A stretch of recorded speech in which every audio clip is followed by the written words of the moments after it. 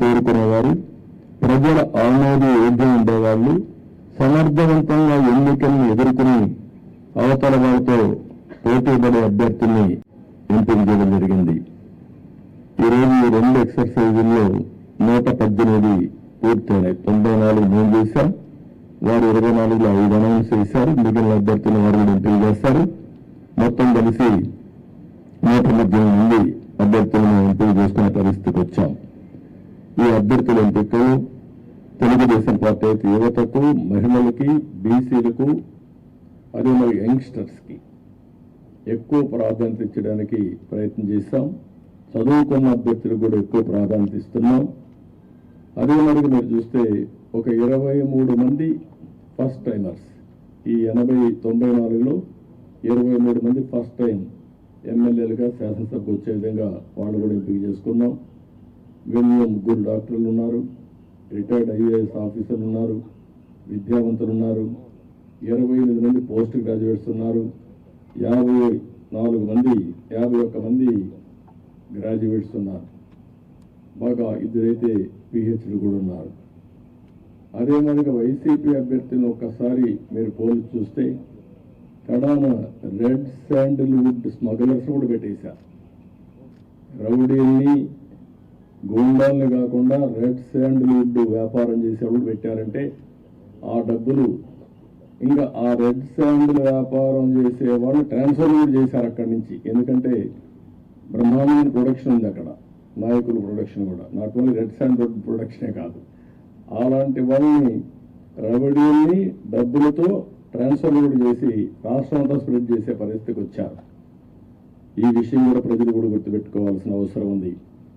ఈరోజు మేము చేసిన అభ్యర్థుల్ని, ప్రజలకు జవాబుదారీతనంగా ఉండే అభ్యర్థుల్ని అటు జనసేన ఇటు తెలుగుదేశం పార్టీ ఇద్దరు కూడా చేశాం.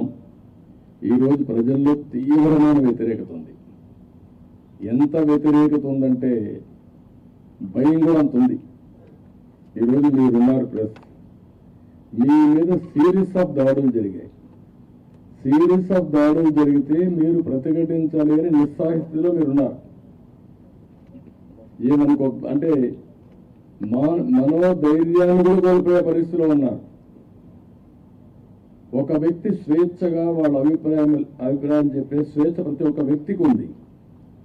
అదేవిధంగా పత్రికా విలేకరులకి బాధ్యత ఉంది. అతనికి స్వేచ్ఛ ఉంది, మీకు బాధ్యత ఉంది.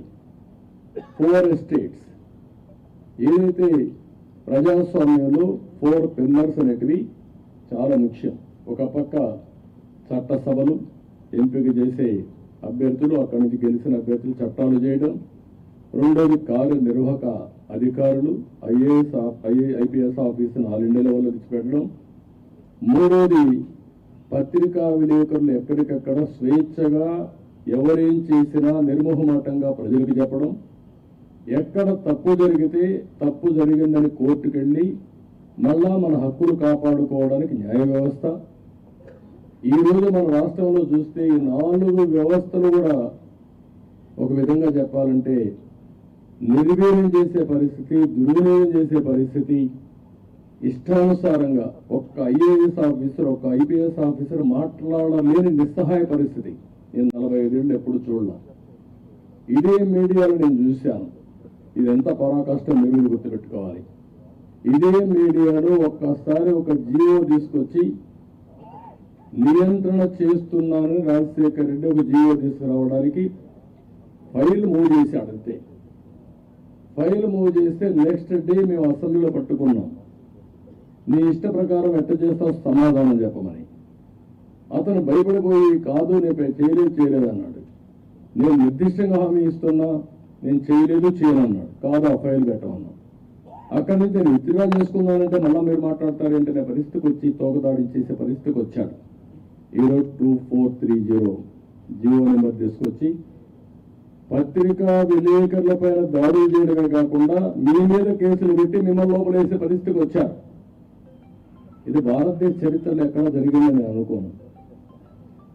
ఈరోజు ప్రజాధనంతో ప్రజల మీద కక్ష తీర్చుకోవడానికి న్యాయ వ్యవస్థను దుర్వినియోగం చేసే పరిస్థితికి వచ్చారు.